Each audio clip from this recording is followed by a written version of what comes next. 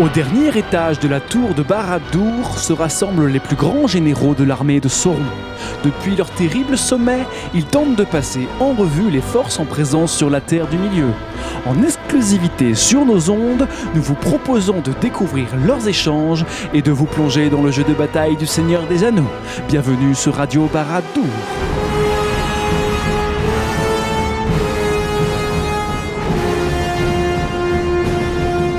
Aujourd'hui, nous partons au pays des rois des grandes cités de jadis.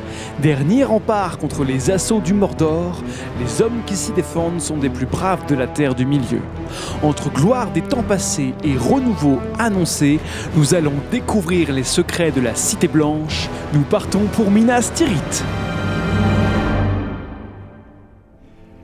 L'avez-vous déjà vu, Aragorn ? La tour blanche d'Ectélion, scintillant comme une flèche de nacre et d'argent, ses bannières flottant dans la brise du matin. Avez-vous été rappelé chez vous par le son retentissant des trompettes d'argent ?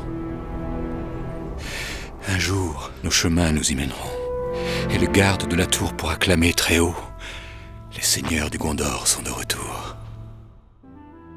Bonjour à tous et bienvenue dans ce 5e épisode de Radio Barad-dûr. Aujourd'hui, j'ai le plaisir de recevoir deux nouveaux invités en la présence de JB et Aloïs. Messieurs, bonjour. Bonjour. Bonjour. Alors, JB est un joueur de longue date qui a participé à de nombreux tournois, dont certains internationaux. Tu es un amoureux du fluff éternel et adepte de la charge glorieuse. On verra ce que ça veut dire. Tout à fait. Tu es un joueur Gondor invétéré et tu sauras nous apporter tes lumières. Aloïs, toi aussi tu joues depuis des temps immémoriaux à tel point que tu regrettes, semble-t-il, le temps béni où les elfes avaient combat 6. Oui.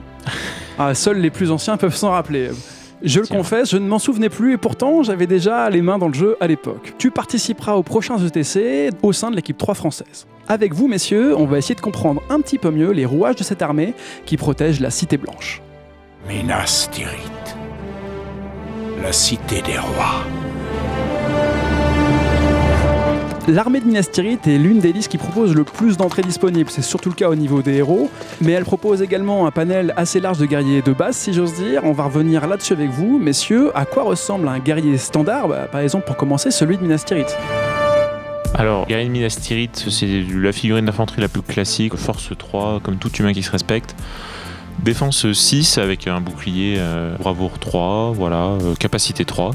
Après, ils ont gagné une règle assez intéressante avec la V6, c'est l'acquis du Shield Wall, qui leur permet d'obtenir la défense 7 lorsqu'ils sont en contact avec deux figurines qui ont la même règle qu'eux au moment où ils se font frapper. Donc ça pousse à les jouer en phalange pour avoir un bloc très solide. Absolument. Donc soit une première ligne entière, mais du coup ça peut moins bien fonctionner puisque si la ligne de soutien derrière n'a pas Shield Wall, ça peut être effectivement assez embêtant. Ça, c'est pour le guerrier vraiment de base, le ciment de l'armée. Il y a d'autres troupes un peu plus élites et je crois que JB, tu veux nous parler du Ranger. Le Ranger, on est sur un archer qui est franchement pas dégueu pour son coup, puisqu'on a un tir à 3+, on a le combat 4, on a la lance, donc il sera pas forcément inutile à l'arrière à ne pouvoir servir à rien, puisque vous pouvez, avec sa lance, aller soutenir le combat 3 des Minas Tirith si jamais en face vous avez un combat supérieur ou égal. Et puis il amène une bonne présence de tir. Mine de rien, il n'a pas l'arc le plus fort du jeu, mais comme il est là pour soutenir les combats et qu'en plus il apporte du nombre pour le tir, qui est tout à fait respectable. Oui, parce que le guerrier de Minas Tirith peut avoir un arc, mais on a là pour le coup un des archers les plus pourris du jeu, donc si vous voulez du tir dans l'armée, aucun intérêt de pas prendre le Ranger. C'est ça. Qu'on peut très bien imaginer un début de partie où le Ranger, placé en soutien, va attendre l'adversaire et tirer. Bon, c'est que de la force 2, mais ça tire à 24 pouces sur du 3+, comme tu disais. On peut faire quelques dégâts. Les chevaux, les archers adverses, surtout si vous avez de la figurine défense 6 ou défense 7 devant, notamment un peu de garde-fontaine devant pour les protéger. Et puis après, c'est sûr qu'une fois que vous êtes au corps à corps, il faut bien les protéger parce que là, le petit héros à cheval en face ou sur Warg, il va venir vous les déboîter parce que c'est facile à déboîter. C'est défense 4, c'est très fragile.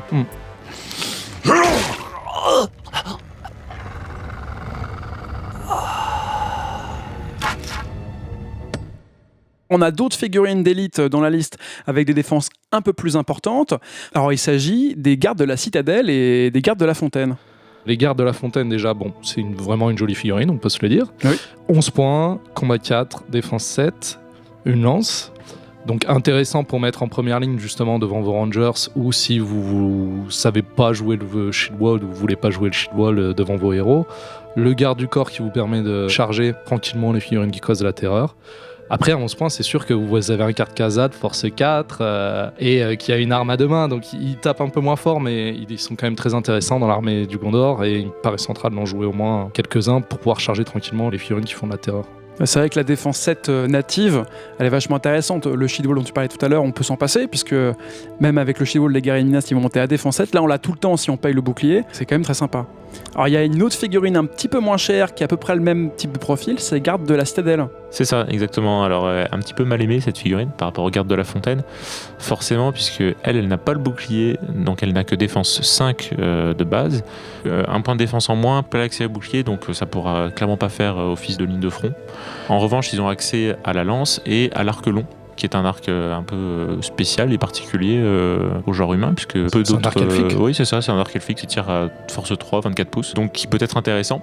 Ça peut être aussi utile pour compléter une seconde ligne de soutien. Vous pouvez placer vos rangers, évidemment, comme l'a dit JB tout à l'heure, mais vous ne pourrez pas mettre 50% de rangers à cause de la limite entière.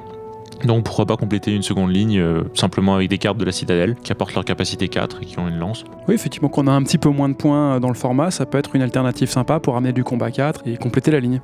Mais tu vois, là, le garde du corps, il est moins pertinent, puisque en fait, tu vas pas les envoyer chargés, contrairement à ton Fontaine. Non mais c'est sûr, après ça coûte moins cher.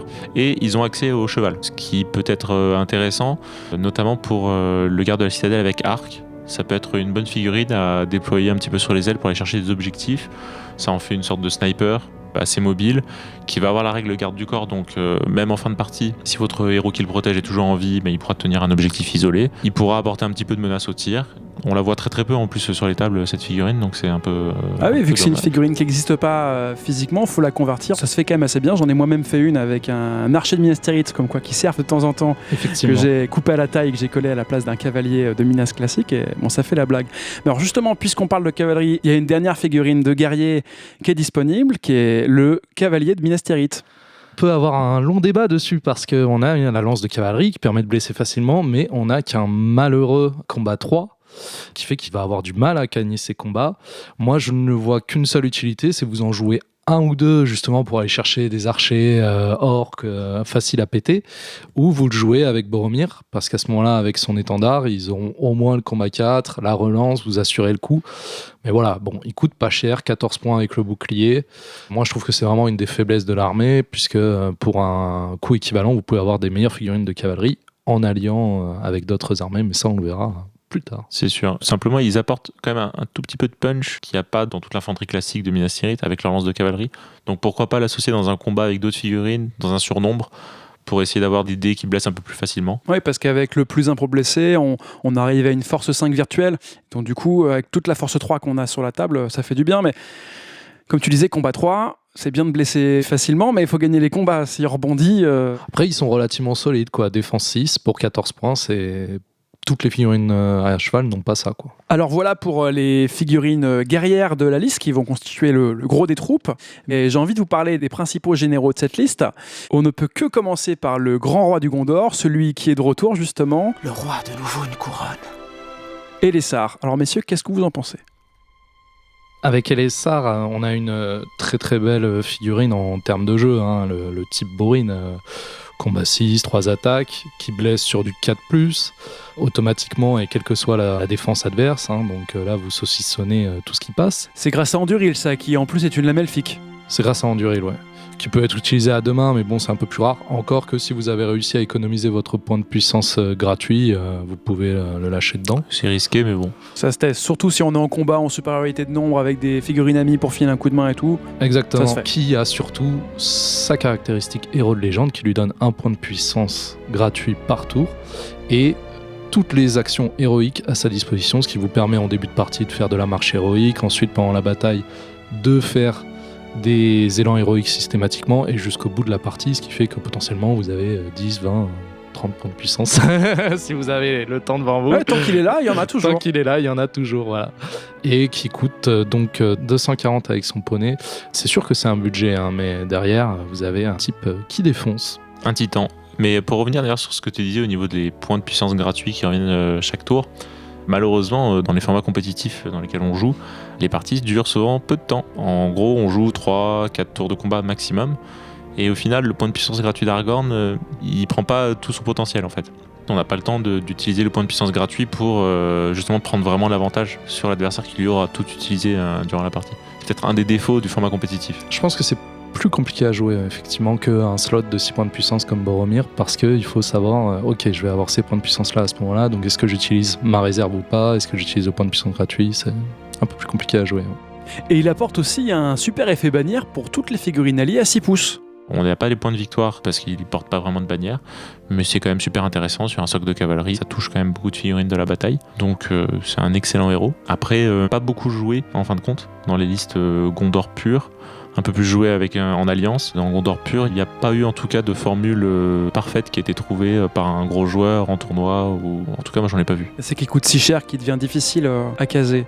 Il y a un autre général qui lui aussi coûte très cher, mais d'ailleurs le même nombre de points je crois, équipé avec son Shadowfax. Je suis Gandalf le Blanc, et je reviens vers vous en ce moment décisif. Alors là, on est sur un top profil, un combat 5, une frappe héroïque, une lame elfique, 3 PV, 3 puissance, 6 volontés avec 1 point gratuit par tour. En plus, on est sur un des meilleurs magiciens du jeu avec autant des sorts offensifs que défensifs qui sont tous très intéressants et qui passent tous très facilement. 3 points de destin qui va en plus pouvoir relancer grâce à son anneau elfique. Et pour finir, un cheval qui avance à 12 pouces, qui a de la volonté et du destin lui aussi. Bon, on est vraiment sur un profil très solide. Figurine sous-utilisée. Non, elle est trop chère. Je vois que vous ne connaissez pas les magiciens. Pendant longtemps j'ai cru ça, mais je l'ai joué un petit peu. C'est vrai que j'ai jamais vu quasiment sorti sur les tables. Mais c'est vrai qu'il coûtait excessivement cher, 240 points avec Gripoil, pour une figurine qui en fait, son gros défaut, si j'ose dire, c'est qu'il est un peu fort de partout. Et que en fait c'est un bon combattant, mais pas aussi fort qu'un Aragorn ou un Boromir. C'est un excellent magicien. Donc comment est-ce qu'on l'utilise ? Est-ce qu'on l'utilise uniquement pour faire de la magie, pour avoir du contrôle ? Est-ce qu'on l'utilise comme guerrier, c'est-à-dire on va l'envoyer à la charge, parce que 3 attaques en charge, force 5, ça fait quand même du dégât. Et puis il est très solide en plus, comme il a beaucoup de points de destin, qui peut les relancer si jamais il les rate. T'as envie de l'envoyer au combat, mais en même temps, comme tu dis, une fois qu'il est au combat, la magie ça devient compliqué à utiliser. En fait le problème c'est que si tu te dis que tu vas l'utiliser juste en héros de contrôle avec sa magie, vous avez intérêt à sacrément bien l'utiliser, parce que 240 points de magie, faut le rentabiliser quand même. Donc tu prends des risques, il tient pas ta ligne, à un moment il se fait bourriner. Non, si tu le joues bien derrière, ça peut être une figurine extrêmement forte par contre. Contre les Nazgûl, etc., un impact magique bien placé, le mouvement 12 de Gripoil, c'est un héros de contrôle. Je pense qu'il faut l'associer avec des héros qui peuvent taper un petit peu à côté, des plus petits héros, on en parlera un petit peu plus tard. Et en plus, il peut être un excellent soutien pour même un autre gros héros à côté de lui. Pas forcément utilisé en général en fin de compte. Là, on le présente peut-être comme un général potentiel. Moi, je suis pas sûr qu'il faille l'utiliser en général. Je pense qu'il faut l'utiliser avec un autre gros héros à côté, même si ça coûte cher en points. Parce qu'en fait, il a son Fortify Spirit, qui est super intéressant, qui permet de donner 2 points de volonté gratuits par tour à un héros ciblé pour le reste de la partie. C'est quand même un sacré plus, je trouve. Là, pour tout vous dire, moi j'avais réfléchi à une liste donc, qui était en 2x500 là, pour les French Wargames Day qui arrive au mois de mars 2022, en Minas Tirith justement, avec Boromir d'un côté et puis Gandalf de l'autre. À 1000 points, on a le budget, et c'est vrai que c'était ce que j'avais en tête pour cogner fort un peu partout. Alors justement, puisqu'on parle de lui, il est temps de s'attarder sur le général qu'on voit le plus souvent sur les tables avec Minas Tirith, c'est Boromir, le capitaine de la Tour Blanche. Où est le meilleur du Gondor ? Où est mon aîné ? Ce cher Bobo. C'est cheaté. Mais non, c'est pas cheaté. Il faut bien qu'il y ait un héros qui fasse que Minas Tirith ait une liste qui en vaille le coup, tu vois. Faut qu'il y ait un héros qui tabasse. De toute façon, rien que dans les livres, tu vois qui tabasse. Il tient la tête au Nazgûl avant de partir pour fond de combe. C'est pas n'importe qui, quoi. Ils disent que tu as vaincu l'ennemi d'une main, d'une seule. Ils exagèrent. Donc, en termes de profil, donc on a une figurine à 160 points toute nue, avec la possibilité de prendre la bannière de la Cité Blanche qui coûte 40 points, plus le dada, plus le bouclier qui fait 215 points.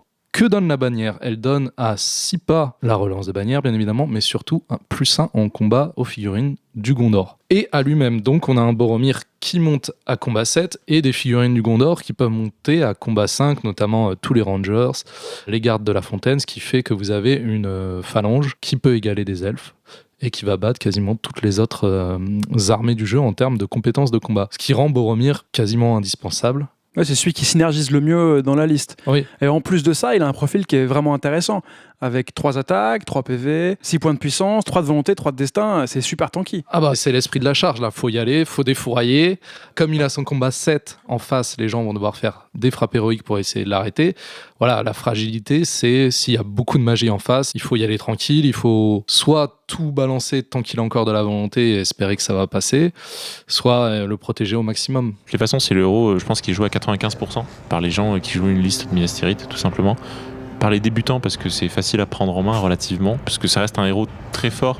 Et même si vous l'envoyez à la charge contre plein de figurines adverses, il a son corps du Gondor qui peut le sauver de situations périlleuses. Pour rappel, le corps, c'est quand Boromir est en infériorité numérique dans un combat, il peut forcer l'adversaire à faire un test de bravoure avec la figurine qui a la meilleure bravoure dans le combat, et si le test est échoué, Boromir gagne automatiquement le combat. Donc on comprend bien que face à notamment des figurines du mal, il y a un truc à jouer quand il est en sous-nombre pour dégoûter l'adversaire tout simplement. C'est ça exactement. Il a 6 points de puissance, donc même si vous faites un mauvais jet de dés, au pire vous en claquez beaucoup et vous vous en sortez quoi. Il va être dur à tomber, il a 7 défense 7, héros difficile à chercher, et comme disait JB, à moins d'avoir beaucoup de magie en face, c'est compliqué quoi pour le faire tomber. N'oubliez pas votre corps, notez-le sur un papier, en gros corps, comme ça vous perdez pas des points inutilement. Un don fait aux ennemis du Mordor. Pourquoi ne pas s'en servir? Et alors après, on peut aussi le jouer sans bannière. C'est une possibilité, pourquoi pas. Avec la lance de cavalerie. Avec la lance de cavalerie, ce qui est enfin un héros sacrément punchy, donc toujours avec ses 6 points de puissance, mais qui a plus 1 pour blesser en charge. Ouais, moi, je l'ai déjà testé, ça tabasse. Et derrière, effectivement, on peut aller sur l'armée populace tout en ayant un héros énorme. Non, on compense bien son petit problème d'impact. S'il a une force 4, c'est bien, mais c'est pas incroyable. Là, au moins, tu as une force 6 en charge virtuelle grâce au plus 1 pour blesser, avec 4D en charge pour gagner le combat, 8D pour blesser, force 6. Bon, on va meuler sérieusement, en tout cas, au moins du piéton, quoi. Il a la force héroïque qui lui permet de monter sa force de 1d3, mais comme vous allez jouer pour meuler notamment de la piétaille, ça va être compliqué parce que vous allez vouloir privilégier un beau combat héroïque, et donc la force héroïque, je la vois pas beaucoup sortie. Alors si, contre un gros héros vulnérable qui a plus sa puissance, là, ça peut sortir. Oui, donc on l'aura compris, Boromir, c'est vraiment la valeur sûre de l'armée Minas Tirith. Par le Gondor! Pour le Gondor! Pour le Gondor! Bon, il y a des héros secondaires, si je puis dire, des héros un petit peu moins forts, mais qui sont très intéressants à venir ramener en second couteau. Alors forcément, le premier qui me vient, c'est une nouvelle sortie qui est venue avec Gondoratoire, parce que son pouvoir spécial est vraiment très intéressant, c'est Hurin. C'est un excellent profil qui est sorti un petit peu plus récemment, à la fois pour son apport en termes de points de victoire de scénario qu'il peut avoir, mais aussi sur son profil tout simplement de combattant, qui est intéressant. Si votre général, donc, qui doit être un général du Gondor, est tombé au combat, mais que Hurin est toujours en vie à côté, votre adversaire ne pourra pas obtenir les points de victoire pour avoir tué votre général. Voilà, donc ça c'est déjà un bon plus. Ensuite, il a une règle spéciale. S'il est joué à côté de Aragorn, Elessar ou bien Denethor, ça lui apporte une relance de bannière à 3 pouces autour d'un des deux. Donc intéressant également. Et enfin, après, en termes de profil en lui-même, il a une Master Forge Weapon. Il peut utiliser son arme à 2 mains sans avoir le malus de -1 en combat. Il a 2 attaques, il a accès au cheval, capacité 5, accès à la frappe héroïque et 3 points de puissance. Donc c'est pas la figurine la plus résistante, faut faire attention quand même. Il a que 2 points de vie, défense 6. Donc, Puis il n'y a qu'un seul point de destin en plus. C'est ça. Mais bon, en fait, envoyer contre de la piétaille, c'est très intéressant. Ouais, ça cogne très et fort. même contre un gros héros associé, je sais pas, à votre général, vous pouvez utiliser sa puissance à lui. Il a la strike, il a capacité 5, donc c'est toujours intéressant. Il meule du moyen héros, quoi. Ça, C'est ça. il n'y a pas de souci. C'est peut-être le meilleur nouveau profil qui a été créé, je pense, dans les suppléments qui sont sortis là depuis la sortie de la V6. Il apporte un vrai plus, et d'ailleurs dans les armées compétitives, à gros niveau, il est tout le temps sorti, Hurin. C'est Boromir Hurin. Ouais, c'est une telle sécurité de sauvegarder ses points pour tuer un général suivant les scénarios, ça peut faire la partie, tout simplement. Ah oui, complètement. Il y a un autre héros moi, qui me vient très vite à l'esprit, parce que pareil, il a une règle spéciale qui va permettre d'être très performant en compétitif. C'est une règle sur le déploiement éclaté, mais JB, je vais te laisser en parler. Il s'agit de Madril. Madril, mon enfant chéri, qui dispose de la règle spéciale maître de l'embuscade, qui vous permet de modifier votre jet pour rentrer dans la table dans les déploiements éclatés. Et aujourd'hui, dans les scénarios, je crois qu'il y en a bien 4 ou 6 qui ont un déploiement éclaté. Donc, il est assez intéressant pour prendre un avantage certain dès le début de la partie, puisque vous pouvez vous retrouver avec quasiment toute votre armée entourant une troupe adverse. Alors, le bonus, pour être précis, c'est qu'une fois que lui est rentré, sur le terrain, il va accorder un bonus de +1/-1 à toutes les troupes qui vont rentrer après lui, c'est ça ? Oui, dont la sienne. En fait, donc vous le faites rentrer en premier, et à partir de là, vous êtes quasiment tranquille. Hein. À moins de sortir un 1, vous pouvez vous déployer un peu comme vous voulez. Après, il a un profil de capitaine, donc il va taper combat 4, force 4, 2 attaques. Il a son tir à 3+, 3 points de puissance, 1 point de volonté, 1 point de destin. Mais surtout, il coûte vraiment pas cher pour 55 points. Voilà, vous voulez jouer populeux, ça va être intéressant. Vous l'accompagnez avec des Rangers, vous pouvez essayer d'avoir un petit cheval. Moi, je sais que je joue la précision héroïque, qui vous permet de relancer des jets de direction, des obstacles. Et c'est assez intéressant parce que justement, les adversaires sont pas forcément habitués. C'est pas une action héroïque qu'on joue souvent et ça vous permet parfois d'emporter un cheval. Et alors, quand c'est un gros héros dessus, c'est intéressant. Voilà. Surtout quand il y a beaucoup de tirs, comme tu disais, avec des rangers autour. Pour avoir déjà subi ce genre d'action, ça surprend et ça fait mal. Tu peux passer 2-3 rangs assez facilement. Exactement. Comme tu relances tout à chaque fois et tu viens chercher le cheval ou un petit héros avec une faible défense qui traîne, ça peut faire mal. Et puis après, il est en arrière et vous avez toujours un petit héros. Si l'adversaire essaye de vous contourner avec une cavalerie pas trop solide, il va réussir à la repousser, voilà, puisque vous avez le combat 4. Il a la marche, ça aussi c'est à noter, c'est intéressant. En bonus de déploiement plus la marche, définitivement on va où on veut avec Madril. Ouais, et puis 3 points de puissance, c'est énorme pour son coup en point. Top profil. Joli discours, clair et concis. Ça laisse plus de temps pour s'enivrer. Faites couler la bière! Alors il y a beaucoup d'autres héros dans la liste du Gondor, on va pas tous les faire aujourd'hui, on reviendra sur quelques-uns un peu plus tard, mais je voulais attirer votre attention sur des héros non nommés, comme on peut dire, le roi, le chevalier de la Tour Blanche, qui sont intéressants. Est-ce que tu peux nous parler un peu du roi du Gondor, s'il te plaît, Aloïs ? Oui, alors c'est un profil donc pas nommé, qui est un héros de valeur, 60 points, sans aucun équipement, sachant qu'il peut être équipé de beaucoup de choses, armure lourde, bouclier, cheval, lance de cavalerie, tutti quanti. Héros de valeur, donc il peut mener 15 troupes avec lui. En soi, c'était pas un héros quand on veut jouer du Gondor pur, puisqu'à mon sens, on va aller chercher des héros nommés qu'on a pu citer auparavant qui sont bien meilleurs qu'eux. En revanche, ils peuvent être intéressants à associer dans une alliance particulière, celle avec Eorl le Jeune, héros du Rohan, qui a la particularité de ne pouvoir être associé à aucun héros nommé, que ce soit du Rohan ou du Gondor, sa seule alliance verte possible. Donc à ce moment-là, ça devient intéressant d'aller chercher le roi des hommes, puisqu'il apporte 15 figurines, il apporte tout de même un profil qui a la marche, qui pourrait être assez résistant, qui apporte un petit peu de points de puissance. Le petit cadeau du roi des hommes, en plus, c'est qu'il a un point de volonté supplémentaire par rapport à un capitaine, donc il va potentiellement résister à une phase de magie. Et comme on va le jouer sur cheval avec une lance de cavalerie la plupart du temps, ça va faire un tour de plus où il va pouvoir tabasser. Et malheureusement, la figurine n'existe pas également. Non, mais les figurines à pied sont très belles. Ça, c'est vrai. Mais malheureusement, elles n'ont pas non plus les possibilités d'avoir des armures, etc. Ce qui est un peu dommage. Elles sont magnifiques, mais elles sont tout endrapées. Donc, en termes de vous pouvez WYSIWYG, pas faire du WYSIWYG pour votre adversaire. C'est des old fashion, ces figurines-là. Elles sont vraiment à l'ancienne. Elles sont superbes. C'est un peu le problème de Minas Tirith. Il y a beaucoup de figurines disponibles dans l'armée, donc ils ont eu du mal à suivre la cadence au niveau des options, au niveau des figues. Après, libre à vous d'aller faire vos propres créations. Hein. Exactement, on compte sur vous d'ailleurs.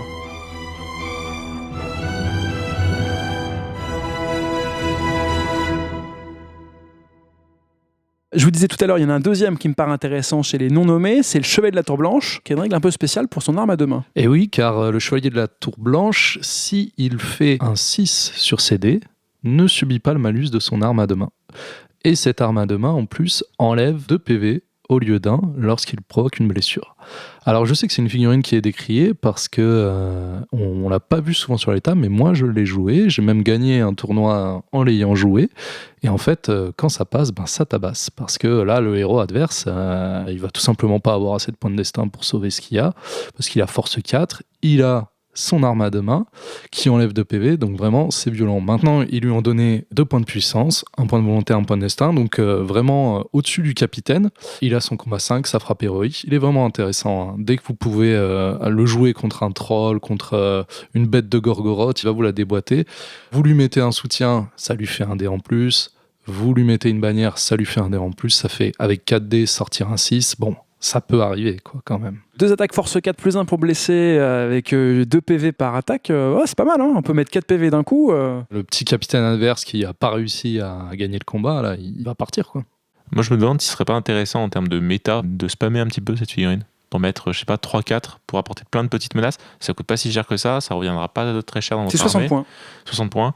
À petit format, je me demande si c'est pas intéressant de mettre plein de menaces comme ça. Je suis pas sûr que votre adversaire ait assez de héros pour gérer tout ça. Sachant qu'il n'est pas obligé d'utiliser l'épée blanche du Gondor. Il a des dagues. Tout à fait, bien vu. Quand je vous disais que c'était un joueur d'expérience sur Gondor, notre ami JB. Donc là, on a vu tout un tas de héros vraiment très intéressants. Je compte sur vous pour réfléchir à comment les caser dans vos listes. Alors, Minas Tirith, c'est une des rares listes du jeu à proposer des armes de siège. Il y a une baliste et un trébuchet chez Minas Tirith. Messieurs, est-ce que vous pouvez nous en parler ? On va commencer par la baliste à répétition. Arme de siège sans doute la plus intéressante du jeu, parmi les meilleures en tout cas. Elle coûte 50 points simplement. Elle apporte un des 6 tirs par tour. Donc c'est un petit peu aléatoire, mais une fois que vous avez fait ce jet là, ensuite vous lancez le nombre de tirs que vous avez obtenu, sur du 4+, ça passe, et ça vous fait des touches à force 7. Ouais, quand même. C'est une bonne petite automitrailleuse qui envoie de sacrés carreaux, sachant que vous pouvez l'améliorer un petit peu avec l'option Swift Reload, pour 20 points seulement supplémentaires, qui permet de lancer 2 dés au lieu d'un seul D6 pour savoir le nombre de touches que vous faites. Donc vous cumulez pas les deux et vous prenez le meilleur des 2 dés. Et 6 touches de force 7, bon peut-être pas 6 parce qu'il faut toucher. Mais en fait en moyenne je pense qu'il y en a quoi ? Il y en a 2 qui vont passer par tour. 2 touches de force 7 par tour, bah ça fait mal. Ça fait des trous et puis ça peut aller chercher des choses assez énormes. Est-ce que ça va venir blesser un héros, typiquement un bon héros, la défense 7 ? Bah là c'est un 4+, pour le blesser. Donc c'est ça. Notre Boromir qu'on parlait tout à l'heure, il peut s'en prendre une dans l'oignon et ça peut mettre un petit PV du général. Et même des nains par exemple qui ont des grosses défenses qui vont être blessables facilement au tir, pour une fois. Absolument. Et puis en fait ce sont des figurines, des engins de siège de manière générale qui sont pas tant joués que ça. Alors que ça coûte pas si cher et ça peut être un vrai plus pour apporter une menace, pour obliger l'adversaire à venir vous chercher, pour jouer fond de table un petit peu éventuellement. Vraiment une option intéressante, qu'on voit pas tant que ça. On voit de temps en temps le double baliste. Moi j'ai déjà de temps vu. en temps, ouais, j'ai déjà vu aussi effectivement. Alors il y a une deuxième arme de siège qui est disponible dans la liste de Minas Tirith, qui est un peu plus imposante cette fois-ci, avec un peu plus de puissance de feu, c'est le fameux trébuchet du Gondor. Qui est passé de 100 points à 80 points sur la dernière version, donc qui est devenu un petit peu plus intéressant, mais assez compliqué à jouer, donc il va jusqu'à 96 pas tirer un projectile de force 10 qui va donc impacter à 2 pas autour. Vous désignez la cible, en fonction du résultat ça va dévier ou pas, et donc tout autour de la cible sélectionnée vous allez avoir une touche de force 5. Donc force 5, vous tuez assez facilement. Le problème c'est que comme on disait, vous pouvez faire un fond de table, vous allez jouer 3-4 tirs. Bon, il y en a 1 ou 2 qui vont rater, donc à la rigueur vous allez tuer 5-6 figurines, ça va être très difficile à rentabiliser à moins que vous arriviez à tuer un héros, mais l'hypothèse est assez faible quand même. Mais ce qui fait également très peur, c'est la touche de force 10 pour celui qui se le prend sur la tête. Oui, puisqu'il faut souligner que la force 10 c'est mort automatique, vous prenez une touche de force 10, vous êtes mort, quoi qu'il arrive. Oui, donc du coup, quel que soit votre stock de PV point de destin, si vous n'arrivez pas à sauvegarder cette touche, vous partez avec 1 ou 10 PV, c'est la même sanction, effectivement, ça peut donner un tournant à la partie assez surprenant. Mais il faut faire un 6 sur votre jet de déviation pour pouvoir tuer la figurine que vous désignez. Alors sachant qu'en V6, je pense qu'ils ont essayé d'améliorer les armes de siège qui étaient vraiment pas du tout jouées avant, puisqu'ils ont rajouté des points de puissance. Maintenant sur chacune des armes de siège, on a un point de puissance sur le capitaine qui lead l'arme de siège en question. Donc vous avez toujours un point de puissance à pouvoir dépenser dans votre partie pour aller chercher justement un jet de déviation un peu plus heureux. Ça peut faire pencher la balance en votre faveur. C'est une très belle figurine, mais je ne conseillerais pas son jeu en dehors des scénarios. En fait, l'arme de siège, je trouve, au final, est plus une arme psychologique que dévastatrice parce que ça dépend quand même beaucoup des résultats de TGD, notamment les armes de siège qui ne sont pas les balistes à répétition. Mais en fait, ça te met juste la peur au ventre de est-ce que le mec va me sortir un double 6 et me one-shot mon général. Mais en fait, la plupart du temps, non. Quoique, j'ai joué une fois pour du fluff, bataille de Minas Tirith. Premier tour, je visais un Nazgûl sur ombrellé. 4, 6. Et pouf. Plus de Nazgûl. Alors jusque-là, on vous a présenté pas mal de profils. Il y a beaucoup de choses à disposition et c'est un peu difficile de faire son choix. Mais alors justement, messieurs, on va voir un peu comment est-ce qu'on peut jouer Minas Tirith quand on la joue en pur, c'est-à-dire sans alliance. Il y a plusieurs styles qui s'offrent à nous, mais je crois que vous avez envie de parler du classique Bobo Bannière dont on a parlé tout à l'heure. Est-ce que vous pouvez m'en dire un petit peu plus ? Eh bien, Boromir avec sa bannière, effectivement, va vous permettre d'avoir une bulle donc avec la relance et avec le combat 5 pour les figurines, à combat 4 de base. Donc vous avez vraiment quelque chose de solide. Au milieu, si c'est du garde de la fontaine, vous avez des gardes à combat 5, défense 7. Ça bourrine, quoi. Le truc, c'est il va falloir tuer. Donc, Boromir, vous allez lui mettre 1 ou 2 cavaliers de Minas Tirith, histoire de pouvoir taper. Vous allez mettre aussi des petits héros, Hurin, dans ces cas-là, est vraiment bien pour pouvoir tabasser de la ligne. Moi, ce que j'aime bien jouer avec lui, c'est vraiment...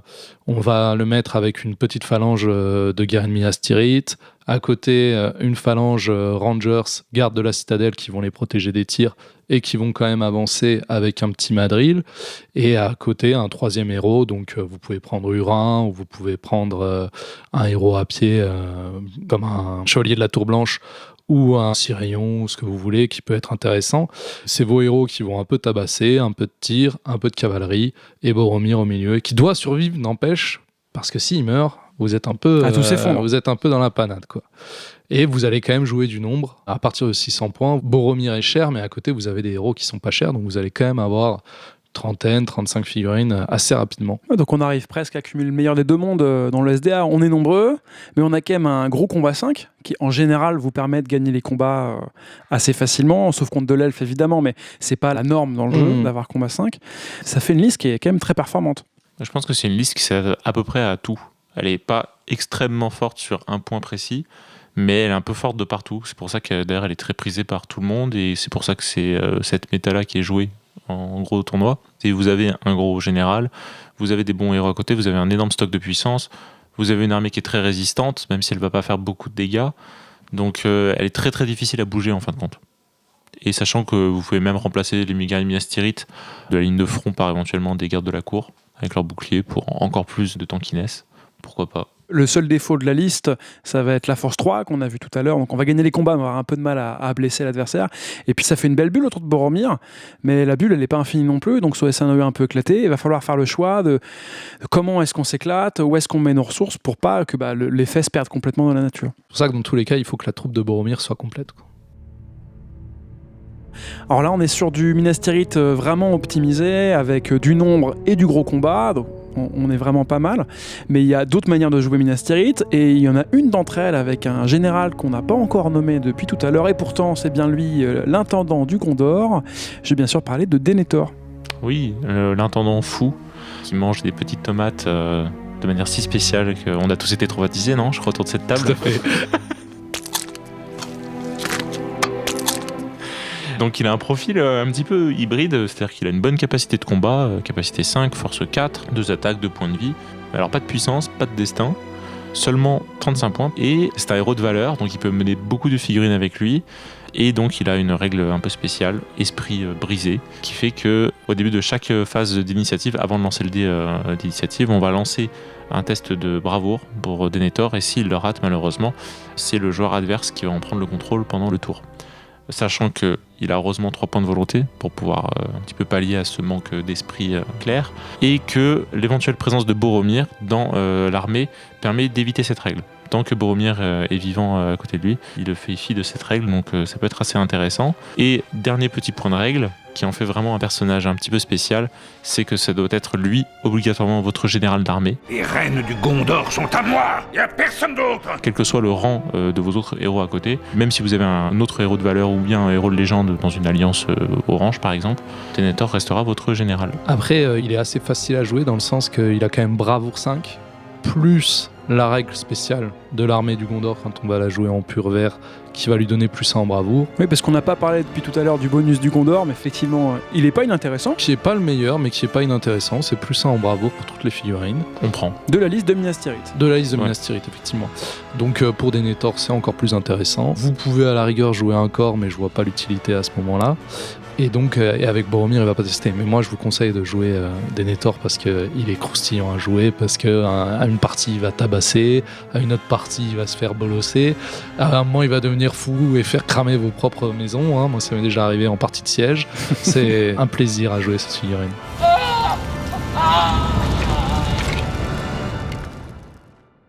Et le seul problème, en fait, ce serait vraiment sur un scénario comme Contest of Champions, où il faut aller faire du kill avec son général. Là, vous n'avez pas un général qui frappe très fort, même s'il a capacité 5, ok, ça reste pas génial. Si vous arrivez à bloquer le général adverse avec Boromir au hasard, combat 5, force 4, 2 attaques, il y a moyen de tuer du péon par-ci par-là. Bon, on va pas mettre les 15 morts d'avance qu'on aimerait avoir, mais bon, ça peut fonctionner quand même. Et puis, donc, c'est une figurine qui est héros de valeur.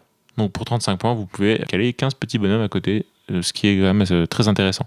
C'est bien quand même d'avoir du nombre, de ne pas être trop en sous-nombre. Oui, c'est pour ça qu'on en parle d'ailleurs, c'est parce que c'est un héros qui va vous permettre de jouer énormément de figurines. On a vu, bon, Boromir est très cher si on le met avec Denethor, mais on n'est pas obligé de le faire. Comme on a dit, courage 6 avec le bonus, 3 de volonté, le test de bravoure, il devrait pouvoir le tenir. On va pouvoir venir chercher des héros un petit peu moins chers, des 55 points, des 60 points, et du coup avoir une force très très populeuse. Ça peut être intéressant. Pourquoi pas l'associer à Gandalf d'ailleurs? Salut à vous, Denethor, fils d'Ectélion, seigneur et intendant du Gondor. Ah bah oui, pourquoi pas, parce que Gandalf, avec le sort volonté de fer, il va pouvoir redonner un point de volonté à un héros allié. Donc si vous cramez vos points de volonté pour résister à la folie de Denethor sur un tour ou deux malchanceux, vous avez Gandalf qui est derrière pour le soutenir. Pourquoi pas? Sachant que du coup, l'intérêt que ça soit votre général, c'est que bon, même s'il peut devenir fou de temps en temps, normalement, vous le jouez derrière. Donc, il y a très peu de chances que l'adversaire va venir vous le prendre et du coup, à marquer les points de généraux. Alors, en plus, si vous mettez Hurin à son côté, alors là, vous êtes tranquille. Hurin devient d'autant plus puissant puisqu'il va avoir des bonus. Mais oui, Denethor jouable. Je ne l'oublierai pas. Alors du coup, là, on a vu des manières de jouer Minas Tirith en pur, mais il y a aussi 2 légions légendaires qui existent autour du Gondor. Et la première dont on va vous parler, c'est Man of the West. Rassemblons toutes nos forces et marchons sur la porte noire. Une légion légendaire un petit peu ratée, on va le dire quand même par Games Workshop, bien qu'elle soit tous dans nos cœurs. Elle représente la bataille finale, donc des hommes de l'Ouest qui se rassemblent devant la porte noire pour offrir du temps à Frodon et à Sam d'arriver à la montagne du destin. C'est dans cette même armée que Aragorn découpe la tête de la bouche de Sauron, n'est-ce pas? Donc les spécificités de cette armée sont que vous pouvez avoir accès à plein de héros super cool. On a Aragorn, Éomer, Imrail, Bérégon, etc. Les 2 petits hobbits, des capitaines de Dol Amroth, des capitaines à Tuva, Legolas, Gimli, etc., etc. Et par contre, en termes d'infanterie basique, vous avez accès uniquement à du grouillot, c'est-à-dire le guerrier du Rohan de base, le guerrier de Minas Tirith de base et le guerrier de Dol Amroth de base. Voilà. Avec 2-3 règles spéciales en plus à ajouter, toutes les figurines doivent être à pied. Donc aucun accès à une monture pour les héros ou pour les guerriers tout simplement. Deuxième règle, c'est que tous les héros du Gondor ne peuvent mener que des figurines du Gondor en termes de guerriers, et pareil pour les héros du Rohan. Donc on est déjà assez limité. Et ensuite, pour les petits bonus, Aragorn qui permet d'être sans peur pour l'ensemble de la liste tant qu'il est en vie, et qui peut une fois dans la partie déclarer une sorte de cri de guerre au début d'une phase de combat pour apporter plus 1 en capacité de combat à toutes les figurines à 12 pouces autour de lui. Pour Frodon. Bon, bah ces 2 derniers points-là, ils sont plutôt sympas. C'est sympa. Bah heureusement qu'ils ont quelque chose quand même. Parce que en fait le problème c'est que vous avez aucune mobilité, aucune force de frappe réelle avec l'absence de cavalerie et l'absence de diversité dans vos profils d'infanterie. Je suis pas sûr que ce soit très fun à jouer et très, très fort. Je sais pas ce qu'en pense JB. Bon, après, on a des héros divers. On a Eladan et Elrohir qui te permettent de cracher de la puissance et du bon combat pour pas cher. On a Imrail qui, avec les chevaliers de Danlandroth, va te faire un bloc solide. C'est difficile à jouer, je suis d'accord. Mais pas de mobilité. On a un Aragorn, un Elessar qui va avoir sa marche héroïque gratuite pour certains tours, par exemple. Ça se tente. Ça prend. Le bonus de donner plus 1 en capacité de combat sur un tour est vraiment intéressant pour, je sais pas, surprendre votre adversaire avec des héros justement pour passer, par exemple, capacité 7 avec Aragorn ou je ne sais quelle autre chose. Pour aller chercher donc des héros adverses, pourquoi pas, ou même faire un bon tour de combat dans l'ensemble. Après, j'ai du mal à voir comment on pourrait aller surprendre son adversaire avec aussi peu de mobilité. On voit venir les menaces à 10 000 km dans cette armée, malheureusement. À tester. Ou peut-être à jouer du coup uniquement avec des héros pour voir. Et pourquoi pas, il y en a tellement disponibles. Il y a Éomer qui conne fort, il y a Gimli également, il y a même Legolas. Alors, tu vois, par exemple, Éomer. C'est une figurine, t'as pas envie de la prendre dans cette armée. Il a force 4, c'est un bon profil, mais je veux dire, sans cheval, du coup, on perd sa force 5 en charge, etc. C'est le cas de la plupart des héros de la liste, sans leurs chevaux, ils perdent quand même pas mal de saveur. Et Eladan et Elrohir sont effectivement très bons à pied. Gandalf le Blanc, pourquoi pas, à pied également, mais bon, c'est vrai que... On voit que t'es pas convaincu. Bon, j'ai l'impression qu'on passe plutôt notre tour sur cette légion légendaire. Mais dites-nous, chers auditeurs, si vous la jouez, quels avantages et quels intérêts vous y trouvez? Une mort certaine? Une faible chance de succès? Mais qu'attendons-nous? Bon, il y a une 2e légion légendaire qui est disponible autour du Gondor. Bouh. Voilà, bon, c'est pas la plus aimée du milieu, même si je suis sûr qu'elle plaît à beaucoup de joueurs, et notamment parce qu'elle représente un moment vraiment très sympa de l'histoire, c'est la légion légendaire des Rangers de Faramir. Une légion légendaire qui se concentre sur Faramir et l'Ithilien, qui vous permet de jouer Faramir, Domrod et Madril, avec dans leurs troupes les archers qui ne comptent pas dans la limite de tir. Donc vous pouvez potentiellement faire une armée full ranger de l'Ithilien. Et je pense que c'est intéressant, hein. C'est des armées assez difficiles à jouer, les armées full tir, mais à tester, puisque pour l'adversaire c'est toujours un casse-tête. Alors il faut faire ça avec fair play parce que sinon ça peut vraiment lui pourrir sa partie. Après c'est une armée qui n'a pas de gros héros, parce que Faramir, on va en parler, est vraiment un profil secondaire. Il l'est tellement que c'est la première fois qu'on le nomme dans l'épisode. Alors pourtant Faramir c'est un héros emblématique du Gondor et il a fallu attendre les 3/4 de l'émission pour qu'on le nomme seulement. Ça montre bien que le profil est un petit peu à côté. À mon grand désespoir, effectivement. Ne m'ennuie pas avec Faramir. Je connais ses capacités et il n'en a guère. Après, c'est une liste en fait qui n'a pas encore percé dans les compétitions françaises. Bon, il y a eu le Covid, etc. On n'a pas eu beaucoup de tournois depuis bien longtemps.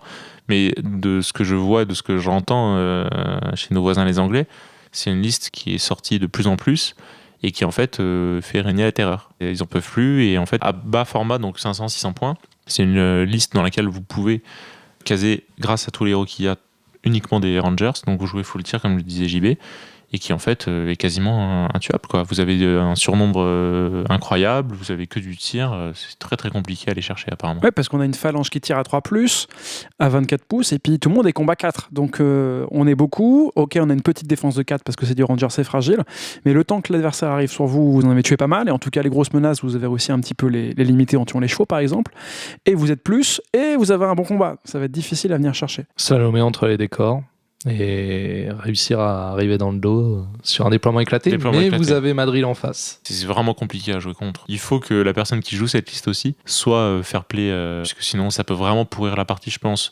pour l'adversaire déjà, parce que c'est quand même pas fun de se prendre 5-6 tours de tir, surtout pas un peu de tir, hein, c'est 30-40 tirs. Voilà, on se rend pas compte quand on dit beaucoup de tirs, mais c'est vrai qu'entre 500 et 800 points, on va aller sur une trentaine à une cinquantaine de tirs par tour. C'est gigantesque. Moi, j'ai joué full tir avec du Kand, c'est 20 tirs. Et puis c'est que la cavalerie, c'est un peu risqué. Jouer 40 tirs effectivement par tour, c'est autre chose, quoi. Et même pour vous aussi, je suis pas sûr qu'on prenne tant de fun que ça à jouer que du tir, à pas faire grand chose de la partie. Après, il faut aller chercher les objets avec une armée comme ça. Ça va être le défaut, effectivement. Ça va être le défaut. Manque de mobilité. Faire un petit peu de marche héroïque, réussir à couvrir la phalange qui avance, sinon elle va se faire exploser. Je pense que c'est une armée en fait où on va facilement pas perdre les parties, mais on va difficilement en gagner certaines. Ce genre de liste où vous faites à coup sûr un milieu de tableau en tournoi. Oui, sans doute, mais elle n'est pas sortie beaucoup, c'est vrai. Elle est on pas a très peu vu. En 800 points, je pense qu'elle est plus compliquée à jouer, puisque vous arrivez à une certaine limite, en fin de compte, au bout d'un moment, malgré les arrivées des nouveaux profils, Mablung et en borne, voilà. Qui sont assez intéressants. Il y en a un qui propose un point de puissance gratuit pour tirer, donc pour réussir à toucher les in the way ou pour blesser, et l'autre qui apporte une cape elfique à 6 pouces autour de lui. Bon, c'est pas mal. Et quand les formats commencent à monter, on peut recruter l'anneau avec Frodon. Et donc là, on va pouvoir venir à vous de n'importe quel grand général. Ah oui. Bon, avec un peu de difficulté. Mais il y a un combo à mettre en place, en tout cas avec Faramir et l'anneau. C'est pas le plus simple à mettre en place vu la toute petite mobilité de notre ami Frodon, mais il y a quelque chose à faire. 2 semi-hommes et une armée d'hommes à mes ordres, et l'anneau de pouvoir qui est à portée de main. Alors on est ravis d'avoir cette légion légendaire disponible dans le jeu, parce que c'est un moment de l'histoire qui est super, où on voit ces rangers qui tiennent une embuscade au Mumaki Laradrim. C'est vraiment un moment qu'on apprécie tous. Mais c'est vrai que c'est une armée qui garantit un peu le no-fun dans l'état, pour vous ou pour votre adversaire. Mais alors justement, quelques jours avant qu'on diffuse ce podcast, il y a une bonne nouvelle qui est arrivée dans la dernière fac et errata de Game Workshop. C'est-à-dire que maintenant, vous serez obligé de prendre Frodon, Sam et Gollum dans la légion légendaire pour pouvoir la jouer. Ça va permettre de descendre un peu le nombre de rangers dans l'armée parce que ça coûte quand même pas mal de points et de rééquilibrer un peu tout ça. Mais on va pas la jouer qu'en légion légendaire, cette armée du Gondor. On va aussi pouvoir la jouer en alliance avec d'autres factions du bien. Mais alors justement, messieurs, qui est-ce qu'on va aller chercher ? Alors moi, je vais vous proposer d'allier Minas Tirith avec les Fiefs. Une armée que j'aime beaucoup, tant en termes d'esthétisme et de profil de figurines. C'est une alliance verte dans laquelle on va pouvoir aller chercher des bons héros comme Imrail, Forlon. On va pas tous les citer. Moi, je vais vous proposer une petite liste que j'ai essayée, peut-être, avec Gandalf le Blanc, n'est-ce pas ? Et Imrail, en général, du coup, puisqu'il a l'héroïque tir de héros de légende. Donc ça permet d'avoir un Gandalf un petit peu plus safe derrière les lignes, et pourquoi pas l'envoyer en combat. Imrail apporte une certaine sûreté en tant que général, c'est quand même un bon gros combattant classique. Capacité 6, force 4, défense 7, 3 attaques, 3 PV, c'est une etc. valeur sûre, oui. Classique, qui apporte une bannière à 12 pouces, si vous conservez votre bonus de l'armée des fiefs, et qui en plus a 3 pouces autour de lui pour les hommes d'armes de Dol Amroth et les chevaliers de Dol Amroth, apporte plus 1 en capacité de combat. Donc on peut avoir des figurines qui montent à capacité 5, un petit peu comme avec Boromir. Avec Boromir, on pourrait même atteindre la capacité 6 si on rajoutait la bannière, c'est tout à fait faisable.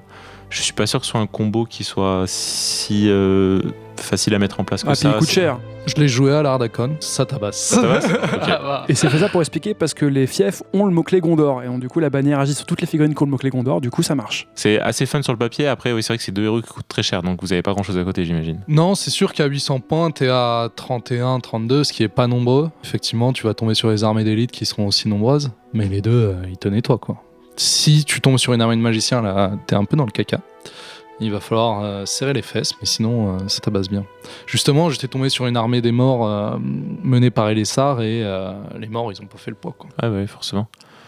Du coup, moi, j'aimais bien l'association Gandalf avec Imrail, puisque du coup, on a un bon général, donc qui est quand même assez résistant, qui est pas le plus gros puncher qu'une armée du bien puisse connaître, mais quand même, voilà, c'est un très bon général. On a derrière un Gandalf qui va pouvoir apporter sa Fortify Spirit, qui va en faire du coup un général quasiment inciblable en termes de magie. Donc 3 points de volonté plus 2 gratuits par tour pour résister à la magie, c'est très intéressant. J'ai associé à ça Hurin. Comme Imrail a le mot-clé Gondor, ça en fait un général dont il peut utiliser sa règle. Donc on n'est pas très nombreux dans cette armée, on doit être une 32, 34, je sais plus exactement combien.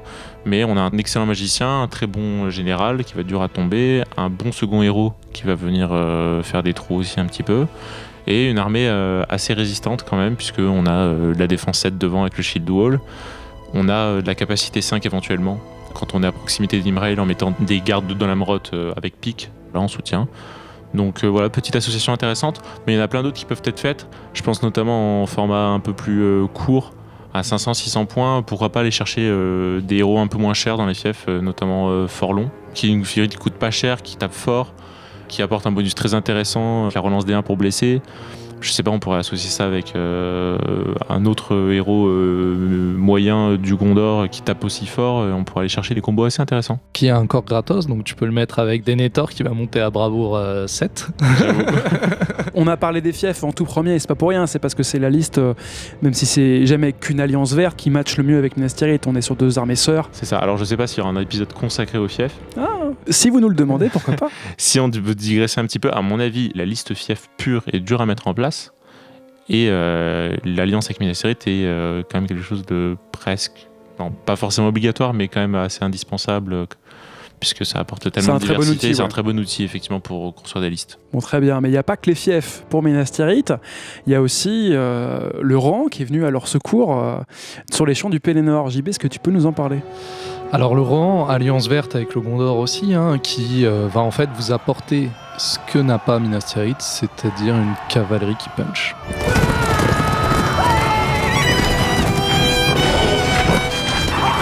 Vous allez jouer un héros, ça peut être un Théoden si vous n'avez pas beaucoup de points, ça peut être un Théodred, ça peut être un Éomer qui vont bien tabasser à côté de Hurin, à côté de Boromir, à côté d'Elessar, pour pas tant de points que ça, pas si cher que ça, avec pas mal de points de puissance, et vous mettez des gardes royaux à côté qui vont avoir le combat 4, le plus 1 en force avec la règle spéciale du Rohan, des javelots, ça peut être intéressant, un peu de harcèlement si vous voyez que votre adversaire prend son temps, et donc ils vont venir vous renforcer votre ligne en cavalerie.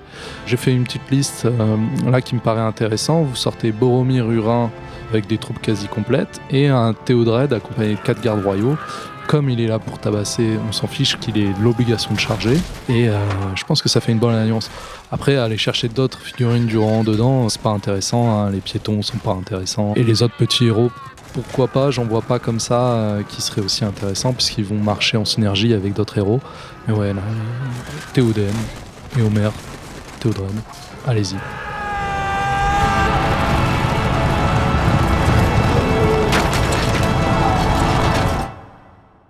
Ouais, puis forcément, moi, il y a une liste qui me vient à l'esprit, parce qu'elle est jouée par le bon Alistair, on le salue d'ailleurs, où il va chercher Elessar à Minas Tirith tout seul, qui va allier avec le Rohan. Bon, on n'est pas vraiment sur une alliance de Rohan-Minas Tirith, parce que Elessar, c'est plus un invité sur le Rohan, mais du coup, il joue Théoden avec de la cavalerie du Rohan, un max de gardes royaux, un max de cavaliers, autant que ça rentre, avec Elessar, pour 600 points, je crois que ça lui fait 19 ou 20 figurines, quelque chose comme ça. C'est une liste super forte à 600 points. Je crois que c'est Alistair, il a gagné son premier tournoi avec cette armée-là, parce que en fait, vous alliez donc un général qui va être Théoden a priori, qui va pouvoir rester un petit peu derrière, qui est pas un combattant dénué de technique, capable aussi d'aller chercher des figurines adverses, mais vous pouvez comme ça envoyer Aragorn sans aucun souci dans le combat.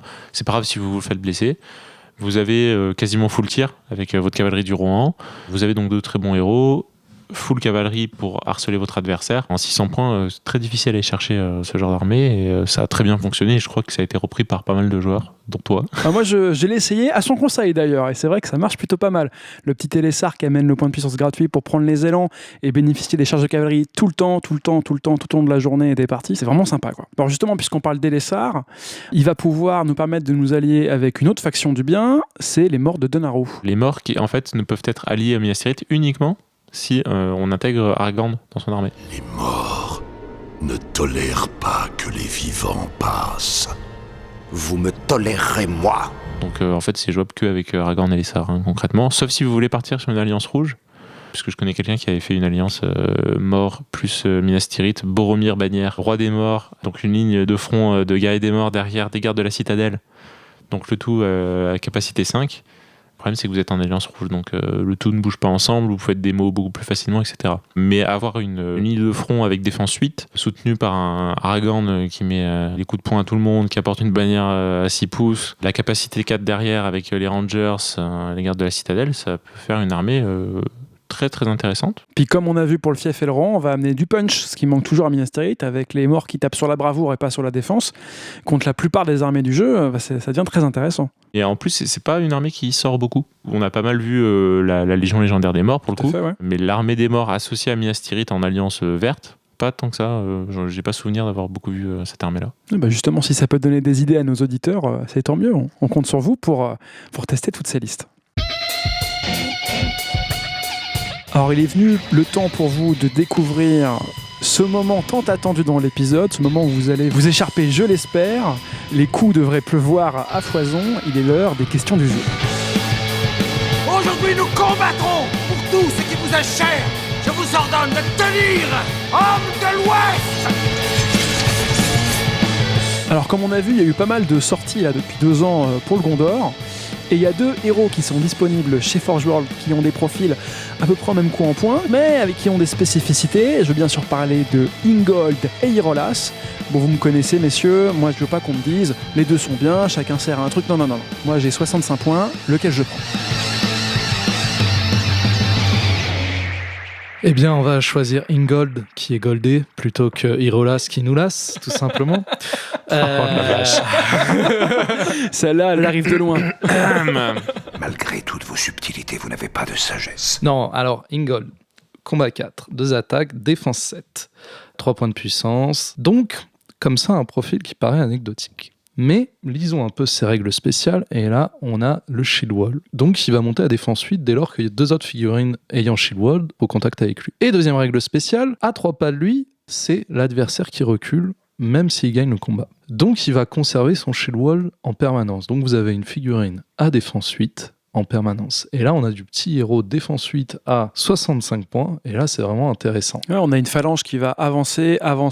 Puisqu'il ne recule pas pendant les combats, si on se met devant l'objectif, tant que les guerriers ne meurent pas, on reste devant, voire même on peut avancer un peu à l'image d'un maul, comme au rugby, et venir conquérir le terrain de l'adversaire. Si vous, en plus, vous conjuguez ça avec ces capacités spéciales, qui sont la défense héroïque, qui vont permettre de le rendre encore plus tanky, et la frappe héroïque qui, là, par contre, dès que vous allez prendre l'avantage, va vous permettre d'affronter un adversaire et de le vaincre, vous avez un héros assez polyvalent et surtout résistant, qui va tenir la partie, qui va tenir votre ligne et qui va encore plus renforcer vos Minas Tirith qui ne coûtent pas grand-chose. Et donc, moi, je l'intégrerais vraiment dans une liste populeuse et je trouve vraiment intéressant. Ouais, mais c'est une figurine, on oublie qu'il n'a que 2 attaques et qu'il n'a que capacité 4. Dois-je le rappeler? Alors que Irolas, lui, Bon, il paye pas de mine, on le voit pas beaucoup dans le film, il est un peu inutile d'ailleurs. Ils étaient trop peu nombreux. Mais capacité 5 tout de même. Force 4, défense 6. Bon, il a un peu moins de défense, je le reconnais, mais 2 attaques, 2 points de vie. Il a bodyguard, donc il n'a pas de test de bravoure a priori à passer. 3 points de puissance. Il n'a pas la frappe héroïque, mais il a la marche héroïque, qui est un élément assez intéressant dans une armée du Gondor qu'on n'a pas forcément tant que ça. Franchement, la frappe héroïque, tout le monde l'a, on s'en fiche un petit peu, même un Sirion là. Alors que, mis à part Madril, il n'y a pas tant que ça qui ont la marche héroïque, donc ce que Irolas peut apporter. Et en plus de ça, il a une règle spéciale tout à fait unique qui fait que malgré son absence de bouclier, il peut se protéger derrière son bouclier. Donc doubler ses attaques sur une phase de combat, et s'il l'emporte, mettre une frappe de force 4 en retour, bien qu'après s'être protégé derrière son bouclier. Une figurine qui peut être assez endurante, qui a la défense héroïque, qui a capacité 5, donc il peut aller chercher des héros moyens qui ont capacité 4, capacité 5. Ouais, puis forcer un peu à mettre des frappes. C'est ça, aller se poser devant eux, faire shielding, donc lancer 4 attaques éventuellement avec une bannière en plus, voilà, pourquoi pas. Je sais pas, un héros au hasard comme Gottmog, qui capacité 5, vous lui mettez un Irolas dans les pattes, il est embêté. Et s'il peut faire une frappe, ok, mais il va avoir moins de dés d'attaque a priori qu'un Irolas qui va shield. Il y a le risque de se prendre quand même une force 4 qui peut aller faire tomber le warg, faire tomber la figurine. Donc une bonne figurine, à mon avis sous-estimée. Ouais, puis sachant que tu parlais de la marche héroïque tout à l'heure, on l'a pas par exemple chez Boromir, qui est notre général chouchou depuis le début de l'épisode. Du coup, ça peut bien comboter, mais ça avec lui pour finir avancer les troupes. Boromir, on rajoute quelque chose d'inutile présent déjà chez le plus grand d'entre tous. Vous l'avez compris, on a 2 héros qui ont des profils qui se ressemblent pas mal, avec des petites spécificités. Ça va dépendre de ce que vous mettez avec, en fait, tout simplement. Si vous avez déjà un deuxième héros frappeur comme Hurin, Irolas paraît être un très bon choix. Si vous voulez jouer une phalange très compacte qui avance encore et toujours, Ingold, lui, est pas mal et puis résistera bien à des grosses menaces ennemies. On vous laisse faire votre choix. Je pense que Ingold peut être intéressant à intégrer dans une armée où vous avez une ligne de front avec des guerriers de Minas Tirith de base. Sinon, c'est pas très utile. Vous n'allez pas le mettre avec les gardes de la citadelle, parce qu'il faut vraiment utiliser sa règle spéciale de ne pas reculer et donc de pouvoir bénéficier du shield wall de manière permanente. Vous êtes des soldats du Gondor. Peu importe ce qui arrivera par cette porte, vous maintiendrez vos positions. Mais alors justement, il me vient une deuxième question brûlante aux lèvres. On a vu qu'il y avait différentes manières de jouer Minas Tirith, avec des combats 5, avec du monde. Bah, justement, qu'est-ce qu'on fait ? Est-ce qu'on joue Minas Tirith en populeux ou est-ce qu'on la joue avec des troupes d'élite ? C'est une des seules armées du bien qui vous permet de jouer vraiment populeux. Vous avez des petits héros, un Bérégon, un Damrod, qui sont des héros mineurs, mais ils sont 30 points ou 25 points pour Damrod. Donc vous les sortez, limite tout seul, en plus des autres petits héros. Comme ça, vous avez plein de troupes. Donc au déploiement, vous avez vraiment l'avantage sur votre adversaire de voir où il s'installe. Ou alors vous les jouez avec des cavaliers. Par exemple, Bérégonde, vous lui mettez sur son cheval avec son arc et vous lui mettez 2 autres gardes de la citadelle avec un arc et un cheval. Et il va vous servir de petites troupes sniper sur la table. À côté, vous jouez vos petits héros 55 points, 65 points, des troupes pleines. Et là, vous avez un nombre de points de puissance, un nombre de gugus qui fait que votre adversaire il sait plus où donner de la tête. Vous prenez comme général à ce moment-là Denethor, vous prenez Hurin à côté qui va avoir des bonus et qui n'est qu'à 90 points, vous avez vraiment facilement 50 figurines. Après, à vous de jouer vite, d'une part pour que votre adversaire ait un peu de plaisir parce que parfois c'est un peu pénible d'attendre, et surtout pour que vous puissiez atteindre vos objectifs. Parce que si vous faites que 2 tours dans la partie, vous n'aurez pas atteint les objectifs. Et c'est là que dans une armée populeuse, comme vous libérez de la place, vous libérez des points, vous pouvez jouer plus de cavaliers de Minas Tirith. Ils auront que combat 3, mais ils vont vous permettre de puncher. Vous en mettez 6, ils vont aller interrompre la cavalerie adverse, ils vont aller taper là où il faut, rejoindre vos combats héroïques de petits héros et vous permettre de faire jouer votre puissance et de tabasser. Et puis en plus, si Denethor est ton général, que t'as Hurin pour protéger les points de généraux et qu'en plus t'es beaucoup, alors Denethor pour aller le chercher, il va falloir y aller. S'il y a 40 gus devant pour le protéger, ça fait un général vraiment difficile à aller chercher. C'est ça, vous répartissez des rangers du Gondor qui vont pouvoir tirer à l'arrière et vous empêchez le Nazgûl de se poser par exemple. Ça, c'est une stratégie assez intéressante aussi quand vous êtes populeux. Pourquoi pas. Mais c'est vrai que du coup, vous manquez de héros qui soient vraiment solides, sur lesquels vous pouvez vous appuyer dans n'importe quel format de points, etc. Et malheureusement, quand vous avez trop de petits héros, il n'y en a aucun qui sort du lot. Et si en face, vous avez une armée qui a de la magie, qui a du contrôle, ce sera plus facile pour lui d'aller chercher des points de général ou de faire tomber vos menaces. Alors que si vous mettez un gros héros type Boromir, Aragorn, etc., ou Gandalf, vous avez vraiment une assurance tout risque. Certes, vous êtes moins nombreux, mais vous avez une armée qui est quand même très résistante. A priori, vous pouvez encaisser le sous-nombre. Et vous avez un général, ou bien des héros tout simplement un petit peu plus chers en points, mais qui vont pouvoir faire une différence un peu plus concrète sur la table, qui vont pouvoir aller surprendre votre adversaire de manière un petit peu plus importante. Ouais, en fait, on a un peu deux styles de jeu. Il y en a un qui est plus actif, plus offensif, avec les gros héros, avec qui on a besoin d'aller faire de l'impact, parce que comme on n'est pas très nombreux, ou en tout cas pas beaucoup plus que l'adversaire, on a besoin d'aller faire du mort pour aller marquer des points. Et en face, on a une armée un peu plus passive, peut-être, même si on joue évidemment et qu'on peut prendre des décisions importantes, mais qui va plus empêcher l'autre de gagner et l'empêcher l'autre de remplir ses objectifs que vraiment nous d'aller faire du mal. Exactement. Et ça dépend aussi du format en points dans lequel on joue. À mon avis, on verra plus d'armées populeuses en bas format, je pense. Et plus on va s'orienter sur des formats un petit peu plus élevés, plus on va aller chercher des héros qui coûtent quand même assez cher. On a vu, les gros héros en Gondor coûtent très cher, puisqu'on peut se le permettre, puisqu'on va pouvoir caler du guerrier à côté pour combler un petit peu les trous. Bon, très bien, merci messieurs. J'ai pas eu un affrontement jusqu'au sang comme j'aime les avoir, mais on a appris pas mal de choses. C'est déjà ça pas peut mal. se régler, apportez-moi un couteau. On verra ça après l'émission. Voilà qui met fin à la négociation. Bon, là, on a parlé vraiment de plein de manières différentes de jouer Gondor, avec des alliances, en légion légendaire, en pur, etc. Et tout ça, c'est joli, mais est-ce que ça fonctionne ? Est-ce qu'on a vu Minas Tirith performer dans les tournois ces dernières années ? Bah, regardez JB. Non, oui, Minas Tirith gagne des tournois. Après, c'est une armée qui est solide, mais il faut la maîtriser, il faut peut-être avoir un peu de chance sur l'appariement, éviter la grosse liste de magie, mais on peut faire des très très belles choses avec Minas Tirith. Je pense que c'est une armée effectivement où tout n'a pas encore été testé, et l'Essar n'a pas été énormément testé, l'alliance avec les morts n'a pas été énormément testée, donc il y a vraiment des belles choses à faire. Puis ce qui est très intéressant, c'est qu'elle est assez facile d'accès pour les débutants, donc c'est une armée qu'on voit très souvent. Ouais, effectivement, c'est une des armées les moins chères du jeu, dans le sens que vous prenez 2 boîtes de guerriers de Minas Tirith, une boîte de Rangers, vous la trouvez facilement d'occasion, un Aragorn ou un Boromir, il y en a des tas. Après, vous voulez jouer des profils un peu plus spécifiques, là vous allez devoir soit faire des petites conversions, soit acheter la figurine, mais vraiment c'est une armée facile d'accès. Et en plus, c'est une armée effectivement qui gagne de tournois, comme a dit JB. Par exemple, il y a 2 ans, le Français qui a obtenu la place qualificative pour participer à l'Ardacon, mais la version uniquement pour les champions de chaque pays, jouait une armée en 800 points de Minas Tirith, avec justement Boromir, Madril, Ivrin, si je ne dis pas de bêtises. Exactement. Donc ça fonctionne bien. Très bien, bon, Minas Tirith, on voit qu'il y a déjà beaucoup de choses disponibles en termes d'entrée dans la liste. Et est-ce qu'on peut s'attendre à des nouvelles sorties, des nouvelles légions légendaires ou des nouvelles manières de jouer ? Alors, pas vraiment. En tout cas, en termes de sortie de figurines, moi, je vois pas grand-chose. Moi non plus, c'est l'armée qui a sans doute été la plus gâtée, avec le Rohan peut-être, en termes de nouveaux profils. On est déjà à 5 nouveaux profils de héros depuis la nouvelle version. Alors, pas de nouveaux profils de figurines de base. Ils peuvent peut-être envisager une cavalerie d'élite, mais ça ferait vraiment perdre l'intérêt de l'Alliance pour Minas Tirith. Enfin, le but de ce jeu aussi, c'est que chaque armée a sa spécificité. Si on a une armée qui a accès à tout type d'unité, tout type de force, ça n'aurait plus beaucoup de sens. Là où il y a un vrai manque sur cette armée, c'est sur les légions légendaires. On a vu, il n'y en avait que 2 qui ne sont pas les plus intéressantes, ou en tout cas les plus fun. Alors qu'il y a, le Gondor est le plus grand pays de la Terre du Milieu, il y a vraiment des choses à faire. On peut imaginer une légion légendaire, la reconquête d'Osgiliath, avec une belle synergie Faramir, Boromir, Denethor, et là ça serait vraiment l'occasion de redonner à Faramir une vraie place et aux vétérans d'Osgiliath une vraie place. On peut aussi imaginer, en explorant le fluff, une légion légendaire tournée contre les Sudrons, contre les Aradrim, et avec là, pourquoi pas un héros spécial, mais Game Workshop a plein de choses à faire avant d'en arriver là.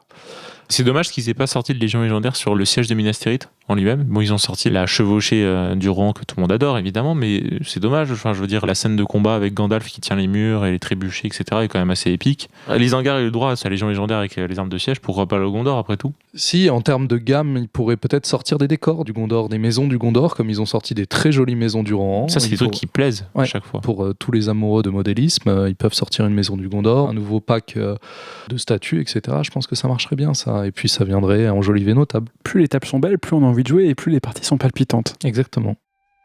Donc on a vu que Game Workshop nous avait proposé beaucoup de choses sur le Gondor, certaines plus réussies que d'autres, mais alors justement, est-ce que vous avez des doléances, des regrets sur cette armée ?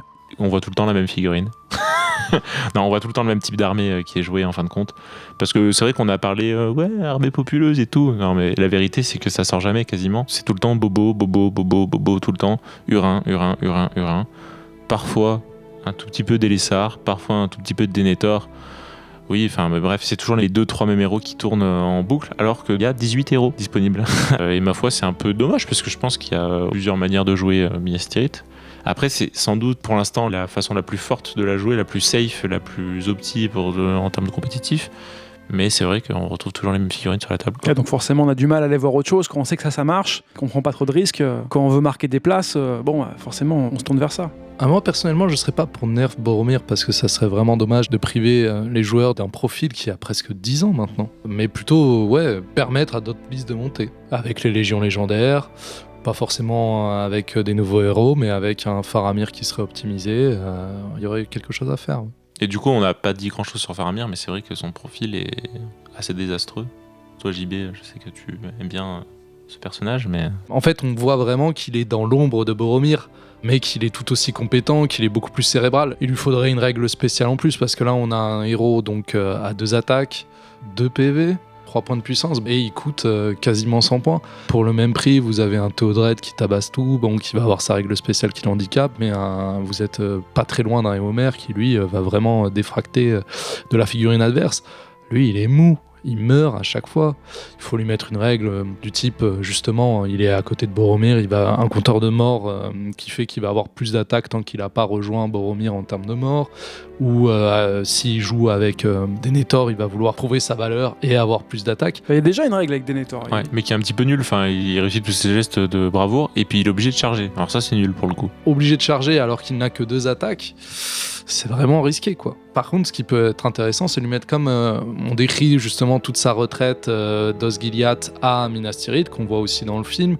Il arrive toujours à tenir cette initiative face aux Nazgûl. On pourrait par exemple imaginer qu'il peut dépenser des points de volonté pour relancer le jet d'initiative. Et en plus, ça le rendrait de plus en plus vulnérable aux Nazgûl, parce qu'il perd son énergie à se battre comme ça. Enfin, vraiment, il y a quelque chose de fluff à faire avec cette figurine qui n'est pas actuellement et qui fait qu'on la voit pas sur les tables, et c'est vraiment dommage, quoi. En dehors de cette légion légendaire, on ne la voit plus du tout. Elle est juste pas sortable en fait par rapport aux autres héros disponibles dans le Gondor. C'est juste pas rentable. Si je dois revenir, ayez meilleure opinion de moi. Et il apporte un autre bonus sur une figurine dont on n'a pas du tout parlé, c'est les vétérans d'Osgiliath, pour vous qui sont des figurines qui sont, ma foi, assez peu intéressantes en fin de compte, parce qu'elles souffrent un peu de la comparaison avec tous les autres qui ont des meilleures stats. Et du coup, c'est vrai qu'il n'y a pas de légion légendaire autour de la bataille d'Osgiliath, même ne serait-ce que la reprise d'Osgiliath avec Boromir, ou même la résistance face à Gothmog, je sais pas. Ils auraient pu faire quelque chose là-dessus pour rendre déjà les vétérans d'Osgiliath jouables, pour rendre Faramir plus intéressant avec une règle spéciale, je sais pas, pour apporter un bonus un petit peu plus punch sur ces figurines-là. Les vétérans d'Osgiliath gagnent en combat à 6 pas de Boromir ou de Faramir, mais aujourd'hui, avec tout le panel qu'il y a, effectivement, ils sont pas intéressants, quoi. Bien sûr. On va très bien, merci beaucoup messieurs pour cette revue des armées de Minas Tirith, et à la prochaine. Et vive Madrid. Minas Tirith. Très impressionnant. Où irons-nous après ? Voyons, il est trop tard, Pérégrine. Dans le prochain épisode, nous traverserons l'Ithilien à la recherche du passage caché vers le col de Kirith Ungol. Derrière ces montagnes râpeuses et tranchantes comme des rasoirs, s'étend une vaste plaine morte et hostile pour qui n'y est pas le bienvenu. Ce sont les terres du Grand Œil, celles de notre seigneur Sauron. Nous rentrons chez nous, en Mordor. Ça doit être bientôt l'heure du thé. En tout cas, dans des endroits convenables où on prend encore le thé. Nous ne sommes pas dans des endroits convenables. Si vous avez aimé ce podcast, pensez à liker et à vous abonner. N'hésitez pas à nous faire connaître vos envies et retours dans l'espace commentaire. Quant à moi, je vous dis à bientôt sur Radio Barad-dûr, l'émission faite par et pour les plus grands généraux de la Terre du Milieu.